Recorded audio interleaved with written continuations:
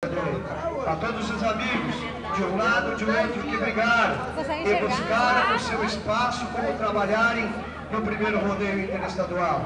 Atenção, pessoal de Esteio, com certeza vai vir aí a segunda edição ano que vem e nós estaremos juntos, brigando, fazendo propaganda nos rodeios por aí afora, para que vocês se sintam em casa e quem sabe ano que vem o Parque Assis Brasil estará lotado e com certeza com mais atrações para os amigos dos rodeios que acontecem por aí afora. Porque hoje estamos em poucos, tem pouca gente, mas tem bastante qualidade na cidade de Esteio. Portanto, garoto Adriel já está suada cantando ele que vem cantando cavalo tornado da tropilha cantando é de Porto da cidade de Mostardas.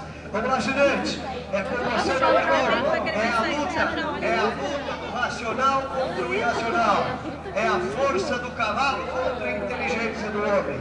Aqui não pode mais, aqui quem pode mais chora menos nessa lida desgranida.